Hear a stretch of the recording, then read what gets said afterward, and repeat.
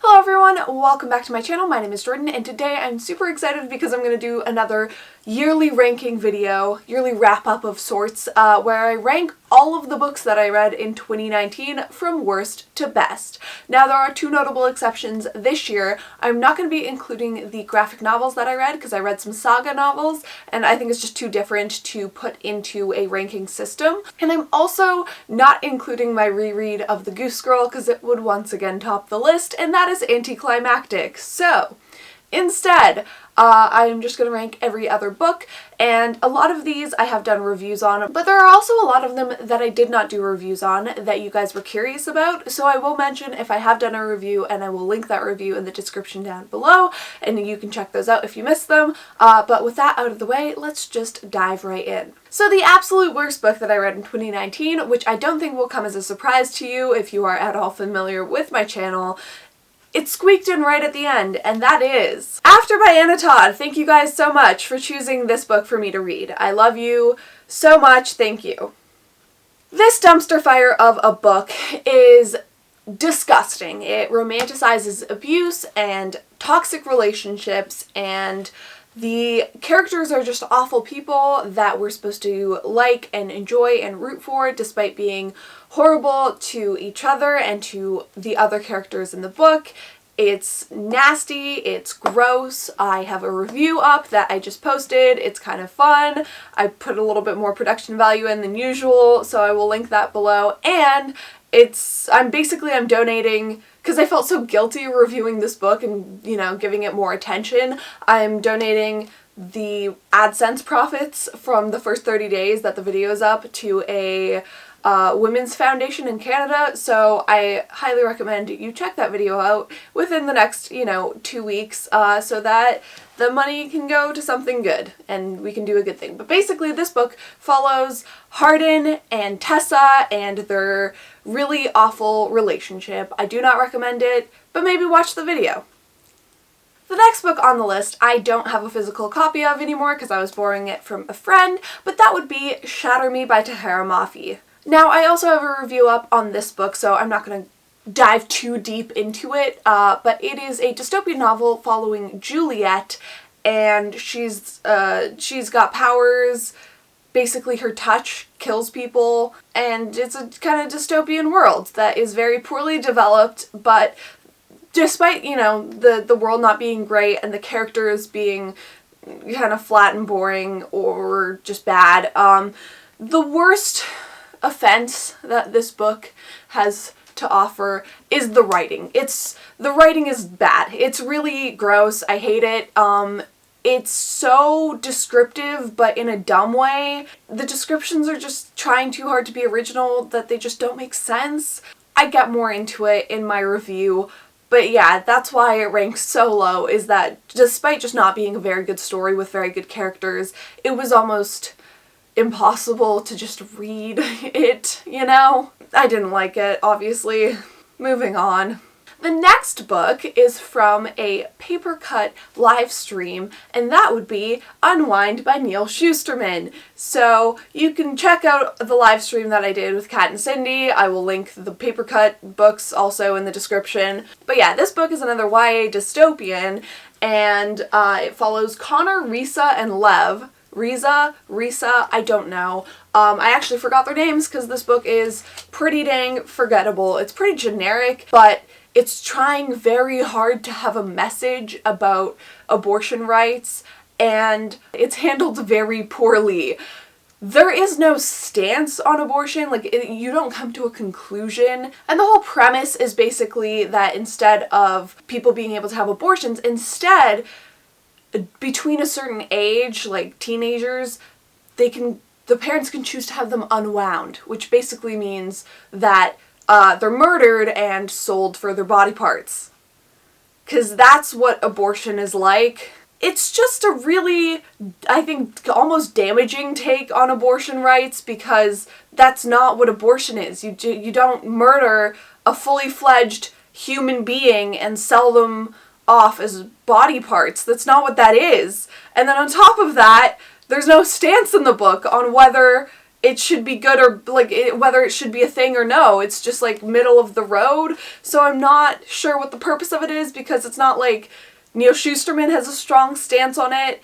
So it's not like it's trying to convey a message. And then on top of that, the hypothetical situation is dumb and doesn't really have anything to do with actual abortion rights. So I don't know. I don't know what the book is trying to do. And then on top of that, the characters are kind of dull and it's very generic as far as like dystopian YA tropes. So it was not good and I didn't like it.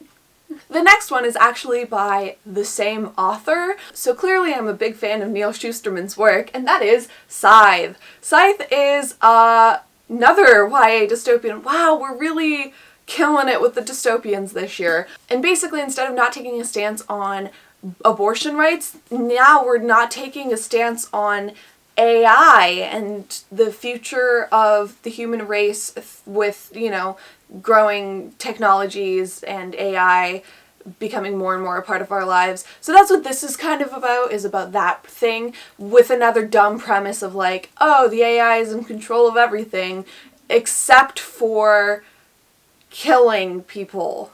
Because humans can survive forever now, but then, you know, if we're to still reproduce, then we have to like cull a certain percentage of the population.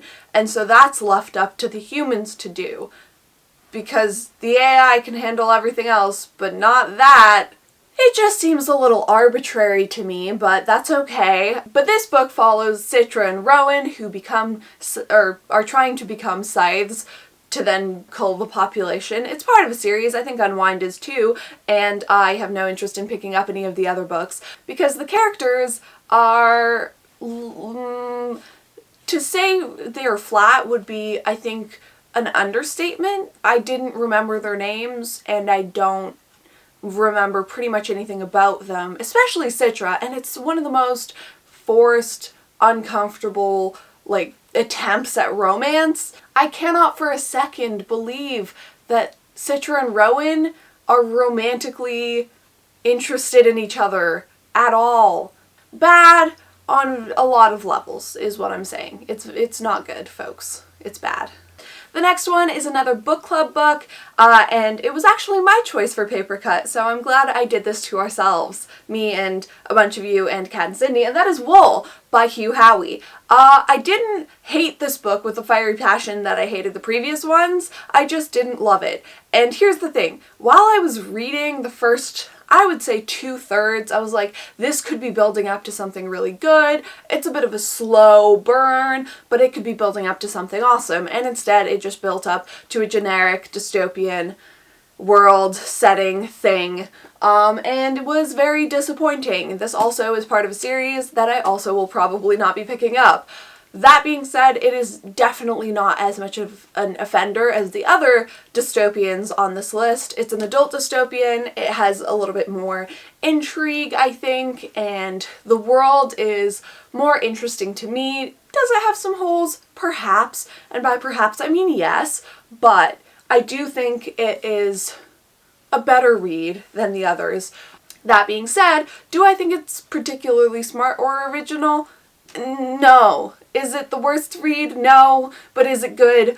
Also, no. This book follows a number of characters who are in an underground silo after a apocalyptic event, and they're basically trying to survive, but there's a lot of political intrigue and drama and things going awry politically that puts the whole silo in danger, and the characters basically have to deal with that while trying to survive. And you can check out the Papercut live stream of that, linked down below, where you see me try half-heartedly to defend this book to a lukewarm degree, and everyone else just trash it. Just trash it horribly. So that's a fun time. So next up is another book that wasn't horrible, but wasn't great. We're kind of getting into the middle ground books now, where it's not like horrifically, offensively bad, but just, I didn't really enjoy it. And so this book I don't actually have a physical copy of because I listened to the audiobook, and I did enjoy the narration, and that is An Enchantment of Ravens by Margaret Rogerson. I do appreciate certain parts of this book, but overall I did not enjoy it, and I do have a full video review on this book, so I will not be going too in-depth into all of the reasons, but basically what you need to know is this book follows a painter in a fantasy world. She's a portrait artist, and she gets commissioned to do a painting of the Fae Prince of the Autumn Court, and she makes the horrible mistake of painting sorrow into his eyes, which puts him in a politically difficult situation, and the whole book is about them trying to rectify this situation while they fall in love. The issue is that this is supposed to be a fluffy romance, but I couldn't get behind the romance because most of it happens off screen. Most of the development of the romance is just mentioned rather than shown, and the whole enjoyment that I feel from romance is usually the build up to getting to the point where they fall in love. So the fact that it happens off screen is kind of a big issue for me. On top of that, the actual world building elements kind of flawed, and the protagonist is just kind of too good at everything for us to feel tense or tension, because she's just got such a level of control over most of the situations that she encounters, and also just doesn't ever seem to be that afraid. She has a pretty good handle on everything, which makes it very, very difficult for us to feel scared for her if she doesn't feel scared herself. What I do appreciate though is the way that Margaret Rogerson describes the art and the artist in this book. Finally I read a YA fantasy with an artist protagonist that actually seems to be an artist. She enjoys art. It's beautiful. If you know anything about me personally, you'll know that I like art history and art in general, so having an artist protagonist depicted as they should be is just mwah.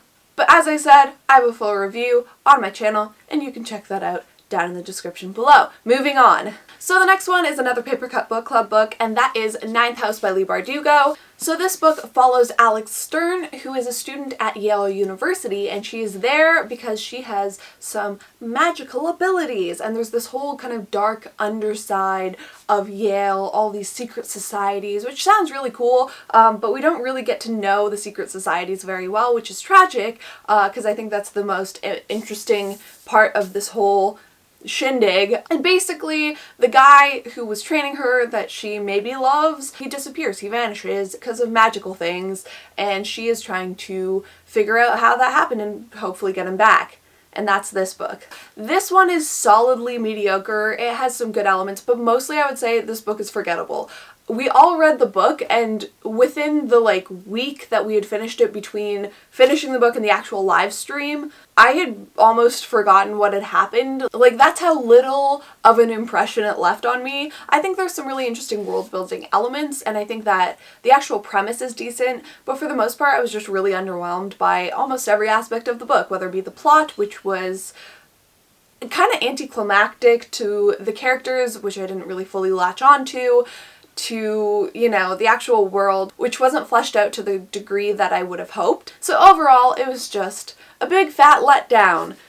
This is the peak of mediocrity right here, folks. The next up is another Papercut book club book. We've really been killing it, ladies. We're killing it with the picks of the book club. And that is A Sorcery of Thorns by Margaret Rogerson. And this is another audiobook, so I don't have the physical copy, but I did also enjoy the narration of this. I enjoyed it. I didn't love it. Again, we discussed it more in detail in the Papercut live stream. This book follows Elizabeth in another fantasy world, and that's what Margaret Rogerson really excels at, is creating these really interesting fantasy worlds. But basically, Elizabeth is a librarian of sorts. She's an apprentice librarian, and in the world, the books that they have are magic because they're created by sorcerers. And so she's the protector of these books and is especially good at wrangling them because they have personalities of their own. Unfortunately, there are evil people trying to use the magic of these books for evil because they're evil people. So basically she has to fight with knowledge and with swords to try to make that not happen, because we don't want evil people doing evil things. or at least Elizabeth doesn't. Yeah, it was fine. It's very forgettable. I forgot a lot of the events of this book, and I actually, again, had to look up the name of the protagonist because I don't remember her because she's very boring. That being said, there was a really good character in this book that kind of saved it and made it rank above the previous ones mentioned because he was so enjoyable, and we discussed that more in depth in the live stream, so I will, again, link that down below. Ladies, why have we subjected ourselves and so many others to so many mediocre and bad books? I don't know. We need to do better this year. But again, Papercut book. It's not great. King of Scars by Leigh Bardugo. Basically, we were forced by the laws of nature to read every Leigh Bardugo book besides Wonder Woman as they come out, because that's why we started the book club, was the Grisha Longathon. So fair enough. This book, it had good parts, it had bad parts. The whole multiple storylines thing, it's very hard to do correctly because a lot of the times one storyline is a lot more interesting than the other storylines, and this was no exception to that. There was a storyline that I enjoyed a lot more but then fizzled out near the end. There's one storyline where I thought the character wasn't great. So basically this is a spin-off from both the Six of Crows duology and the Grisha trilogy, where it has characters that appear in both. We have Nina from the Six of Crows series, and then we have Nikolai and Zoya from the Grisha trilogy. The Nikolai and Zoya storyline, I really enjoyed their dynamic. I didn't think they were characters that would get along splendidly, but I do enjoy their relationship, and I thought it was one of the highlights of the book.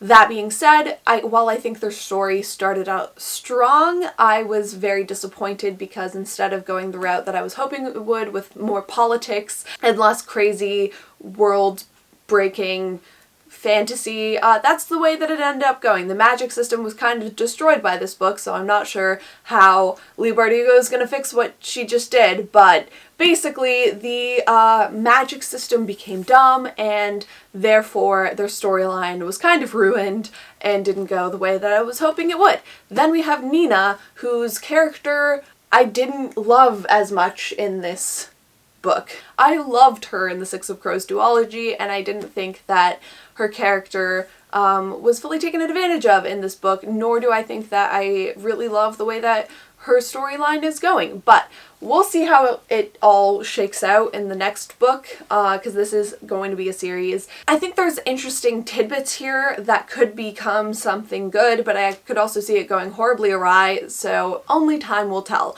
That being said, I do think that we had a pretty good discussion on this book for the Papercut livestream, so I will link that also in the description down below. Next on the list is a book that I had a physical copy of, but I was traveling, so I left it behind in a hostel. And that is First They Killed My Father by Luong Ung. Now this is a non-fiction memoir of Luong's childhood in the Cambodian genocide, and it is a very, very dark book. I feel weird talking about it because it is someone's experience, so it feels weird saying, oh, the pacing of this book was kind of off, and oh, I wish that certain events had been told in a clearer way, because, you know, it's a memoir, it's how she remembers it, so it's weird critiquing it as a book. I feel weird about it, especially because it was such a traumatic event.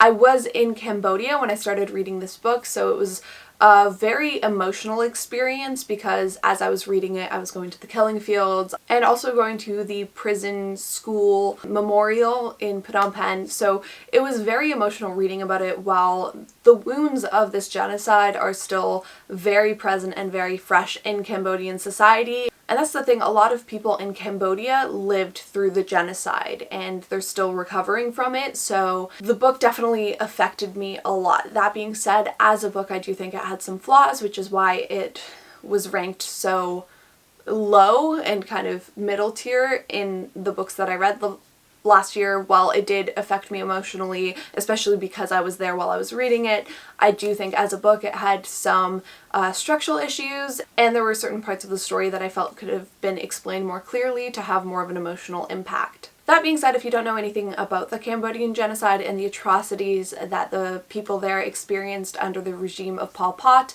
I do recommend reading the book because I think it is a really interesting read and very informative on the atrocities experienced by the whole country. That being said, so many trigger warnings. All of the trigger warnings, like, look after yourself. It's a very, very difficult read. So if that's something that interests you and knowing a little bit more about their history and what the people there experience, especially from the eyes of someone so young, it's an interesting read, and I'll leave it at that. Next up, I have Alanna the First Adventure. While I enjoyed it and I think it's a really cute start to a series, it's, I think, middle grade or younger. So while I think that it's a very cute start to a series and it has some really enjoyable, fun characters, it didn't blow me away. It's generic in a lot of ways. It's a fantasy story following Alanna, and basically she and her brother switch places. He goes to learn magic and she goes to become a knight because he loves magic and doesn't like sword fighting, and Alanna likes sword fighting and not magic. So they switch places and she pretends to be a boy because they're young enough that they can do that. That checks out. So this follows her story in the palace as she's learning to become a knight and some of the adventures that she goes on. It's a cute romp. I enjoyed it. And I think if you're younger or if you know someone who's a young reader that is trying to get into fantasy, I think this is a great option for them to dive into that world. Next up on the list, I have The Hobbit by J.R.R. Tolkien. This book was very good. I enjoyed it a lot. Now we're into books that I genuinely very much enjoyed, and this book I did genuinely very much enjoy. That being said, was I fully invested in the characters? No. There was some things that I felt writing style wise I had a difficult time with. Like, I wasn't difficult to read or understand. It was just difficult to connect with, and I think that's just a product of the times being different and me being used to a specific type of writing style that obviously is different from when this book was written. That being said, I still enjoyed the romp. It was fun and the characters were quirky and enjoyable. Did it leave a tremendous impact on me? No, but nonetheless a enjoyable, fun summer read that was good. It's the story of Bilbo Baggins as he tries to steal some gold and liberate a mountain of gold with some dwarves. That's the story. Next up is another read that I enjoyed while traveling that I left behind, so I don't have the physical book anymore, but that is Flowers for Algernon. Now, I had originally read this as a short story in English class in grade 11, I think, and when I found the book on sale as a whole book, I was like, oh my gosh, I need to read this because the short story definitely stayed with me, and the book was no different. It was a very emotional read, especially because I read the kind of back half of it on the plane and then horribly jet-lagged in England, so I was in an extra emotional state, I think, which is why I think it left so much of an impact on me. But nonetheless, like, even without being in a heightened emotional state, I do think it would have impacted me emotionally because it is such a heartbreaking story. It's very sad, and I guess I would qualify it as a science fiction story that follows a man who is mentally handicapped. He's very happy and bubbly and, you know, views life very well, but all he wants in the world is to be smart. He tries so hard to learn to read and to develop. He's always trying to learn, and then he basically becomes part of an experiment which triples his IQ. It makes him very intelligent, in fact more intelligent than the scientists even that were working on the whole experiment. And so he is the first human test subject. Other than that, they've only experimented on mice, and that is how he meets Algernon, who is the mouse, who has also been used on this experiment. Only things start to go awry with the experiment, and it's very sad. And he finds he's even more isolated and unhappy being intelligent than he was ever as someone who is mentally handicapped. So it's sad. It's a sad book, but is very interesting and emotional. So I do actually recommend reading it it's just know what you're in for, I guess. Next up on the list is another book that I really enjoyed, and that is Stacy Jones and the Six. I know a lot of people did not enjoy this book very much, but I loved it. I loved the characters. I thought it was a very enjoyable read. I loved the world of, you know, the kind of rock and roll scene. While I don't think the characters are necessarily likable, I do think that in a way they are not necessarily relatable, but enjoyable to read despite, you know, being very flawed. I think that it is definitely not for everyone. Because yeah, this book follows Daisy Jones and Billy from The Six, who, as well as some of the other interviews with some of the other characters, and it's a fiction book, but it's written like it's a nonfiction book, like she's interviewing actual band members, and she's actually written out the lyrics to the entire album that they've put out. I think that there is such a beautiful attention to detail. It was a really interesting format, and I loved the way that it was written, so I'm really excited to pick up her other book, The Seven Husbands of Evelyn Hugo, which I purchased, but haven't had the chance to read yet, and I hear it's even better than this one, so I'm very excited to pick that up, but I did really enjoy this book. Okay, next up on the list we have Harry Potter and the Goblet of Fire, which was a very, very good read. I really enjoyed this. I might even enjoy it more than The Prisoner of Azkaban, which I never thought I'd say because that's my favorite movie, but I think the actual book, I enjoyed this one more. I loved characters, obviously, and the world, but also the pacing. I just thought it was really well written, and even though her writing style is simplistic, I think it's also very enjoyable. That being said, as far as her writing, I wish J.K. Rowling would get off Twitter. I'm not going to dive too deep into the story of this. It follows Harry Potter and his friends, and they're in their 4th year, and there's magic and magical competition, and that's all you need to know because I'm sure you already know about it because it's Harry Potter. But that being said, I really enjoyed it. I just have so many books that I really enjoyed this year that it didn't rank higher on the list because there are so many good books this year, like there are so many good movies this year, which, you know, maybe I'll talk about, because dang, it's been a good year for reading and also for movie watching. Anyway, next up is a book that I read thanks to Tom from TJ Reads the Stars. It was such a good book, and I read the audiobook and I loved it. It was Lin-Manuel Miranda who read the story, and he just did such an amazing job with the narration. It is Aristotle and Dante Discover the Secrets of the Universe. Wowza, I really enjoyed this book. I think I have some minor qualms with the way that it ended.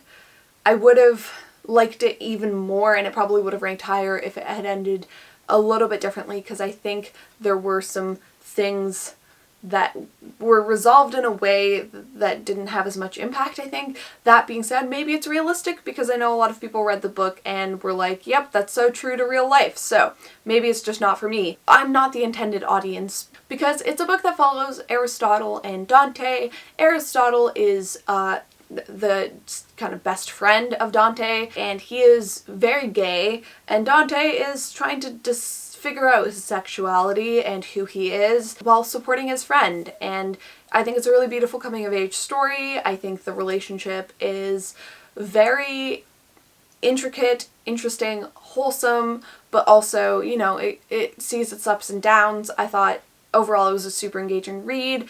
And yeah, besides the slight qualms with the end of the story and the way it all shook out, I do think that nonetheless it was a really great read, and I actually really want to read it again. Alright, next up on the list was another Papercut book club book, and this one was actually good. Congrats guys, we did it. So this is Radio Silence by Alex Oseman. It's Kat's favorite book, and she had been recommending it non-stop for the past few years, and so when it came time for her to choose a book for the book club, she chose this bad boy, and I'm so glad she did because it was a really, really good read. This book follows Frances Janvier, I think that's how you say her last name, and she is a huge fan of a podcast series. So she does some fan art for the series, and the creator of University, which is the podcast, reaches out to her and asks to bring her on board for the podcast, and she finds out that the creator is actually her neighbor, and it's basically about their relationship as friends, definitely as friends, not as romantic partners, which I also really enjoyed. We love a platonic relationship.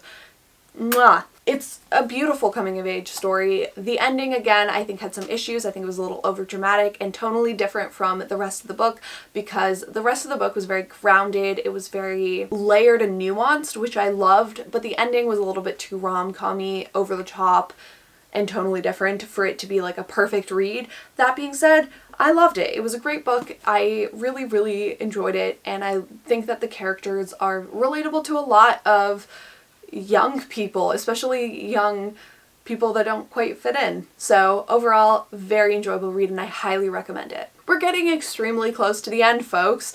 This is the last book before the top 3 of the year, and that is Cersei by Madeline Miller. I really, really, really enjoyed this book when I read it, but then even now, after I've finished it, I've almost come to enjoy it even more. I do have a full review on this book, and it's such a culmination of all the things that I really enjoy. The Greek mythological aspects of this book were very interesting to me because it is a retelling of Cersei's story, and Cersei is a character that has not been viewed very sympathetically throughout Greek mythology. So the fact that Madeline Miller chose to tell her story in a much more sympathetic way was really interesting to me. I thought that it had some really great themes and messages, and you know, there's one thing that Cindy from Read with Cindy said that, you know, kind of stuck with me as something that I would have liked to have seen, which is that I wish Cersei had more female relationships and female friendships in the book, but I nonetheless loved her character, and I thought that the way that Madeline Miller was able to string together all the fragments of myths that Cersei appears in, it was brilliant. It was genius. It was exciting. While the writing style is a little bit slow and it's more of a slow burn read, I did think it was really rewarding, and I genuinely adored the book. So I highly recommend it, even if you're not a Greek mythology lover like myself, because I think that she crafts a really great story nonetheless, but especially if you are into Greek mythology, I think this is a really great read. I'm also really excited to pick up The Song of Achilles, which I hear is even better. It's kind of like the Daisy Jones thing, where I picked up the one that is supposedly worse than the other one first, so which is kind of great because I don't want to be disappointed after. But maybe I will, because I enjoyed Cersei so much that I'm having a hard time believing that her other book is even better. But I'm excited to pick that up, hopefully, this year. Okay, guys, we made it to the top 3 books of the year. And to start it off, we have number 3 read of the year, and that is Six of Crows by Leigh Bardugo. This book is so good, guys. It was so well done. While it is a little bit more generic fantasy than the other book in the series, it is nonetheless such an interesting read. The fantasy elements are well done, much better than the Grisha trilogy, and it's got this kind of gritty edge which is interesting for such a high fantasy book. You don't see it very often, only kind of in like the Nevernight trilogy or some of V.E. Schwab's writing, you have this kind of gritty realness to it. But what I loved about this, which you don't see in those books, is I love that it is a gun fantasy. You just so rarely get to see a world that has guns and also magic and is integrated so well. Like, the technological kind of steampunky aspects of this book are so well integrated into the world that is such a high fantasy magic thing, and it's brilliant. There is a Papercut live stream on this in Crooked Kingdom, but what you need to know is that this book is so good, and the characters are awesome. I love the Six of Crows gang. That being said, though, the characters in Six of Crows are definitely not as developed or interesting as they become in Crooked Kingdom, but nonetheless are super enjoyable in this book. And I love the fact that it's kind of a genre-bending thing where it's not only just fantasy, but it's a fantasy heist story. I love things that kind of meld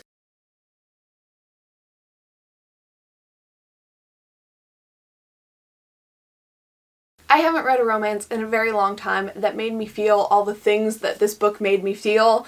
It did have some minor pacing issues, but I really enjoyed the characters. I enjoyed their love story and, you know, the kind of exploration of sexuality, but I also really enjoyed the kind of... It was a layered story where it included some of the politics, and it had a lot more going on for it than just the romance. There was a lot of relationships between Alex and his family that were also explored, and Alex becoming kind of figuring out who he wanted to be and what he wanted to do. So I loved that there was a lot of elements that were in play in this book and not just the romance. So overall, I thought it was a really great read. That being said, kind of like Radio Silence, I felt that the ending was a little bit over the top and kind of wrapped up too nicely, but it was the perfect fantasy, you know? It didn't end realistically, but it ended beautifully. And sometimes that's all you need from a fun romance summer read, and so I loved it with my whole being, okay? And finally, the best gosh darn book of the year, hands down, no questions asked, Crooked Kingdom by Leigh Bardugo. This book is a masterpiece. I don't know what to do because my favorite 3 books are like kind of perfect to me. We've got The Goose Girl, which is probably my favorite book because it's perfect, but then we have Golden Sun, which is perfect in other ways, and then we have Blood Red Road, which is imperfect, but perfect to me, okay? But now I have this book, which is also kind of perfect, and how am I gonna have 4 favorite books? I don't know what to do. Basically, this is the second book in the Six of Crows duology. It follows the Six of Crows gang again, but it just goes so much more in depth into the characters. They're so thrilling, exciting, interesting, layered, nuanced, and somehow she manages to tell the story of these 6 characters so well. All of the storylines are interesting, and the actual plot is super exciting. It plays with tropes. Oh my gosh, it's just such a fun ride while also being so emotionally engaging. I was taken on a roller coaster ride in this book, and oh my gosh, I am just so in love with every single one of the characters. Like, it's so good.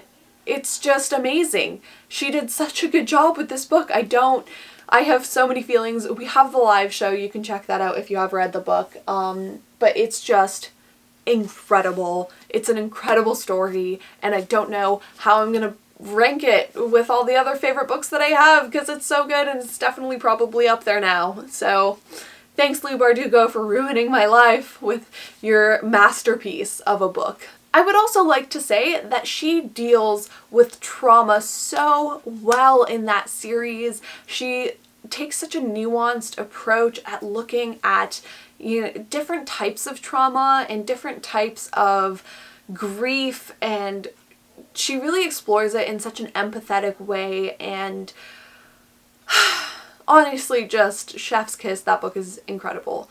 But yeah, that is the end of this video. I really hope you enjoyed it, and I'm so glad that I had such a great reading year. The last year, 2018, I definitely did not have as many books that I so thoroughly enjoyed, so I'm hoping that I can bring that energy into 2020 and read a lot of other great books, but I'm sure, as always, there will be highs and lows, no matter what. But one thing that I do want to do more in 2020 is read more diversely. I want to read stories from all over the world, and I think that the way that I'm going to do that is I'm going to look at my analytics, and the 12 countries that I have the most viewers from are the places that I'm going to read a book from. So each month, well, approximately. I'm probably not going to be able to do one every month because my schedule is insane and shifting, but I'm going to try to do 12 books, whether that be, you know, doubling up on a few months, from all the places that you guys are from. Not all the places, but the 12 most popular places that you guys are from. So I'm going to post that list. I think I'm going to start with the United States, which is where I have the largest viewership,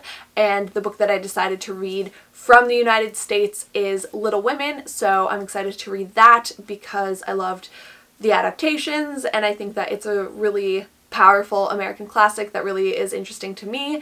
So that is the first book that I'll be reading in that series, but stay tuned on Twitter. I will be asking which country I should read from next. I'll have the whole list of the countries where I have most of my viewership from, so I think that's an exciting way to learn more about different parts of the world, but also to read more diversely.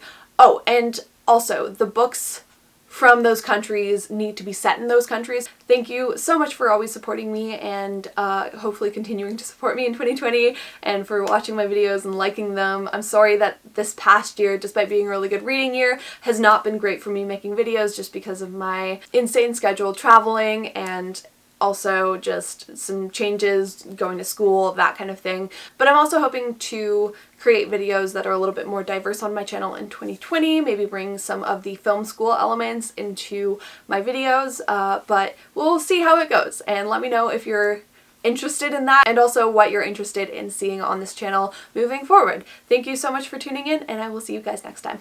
Bye!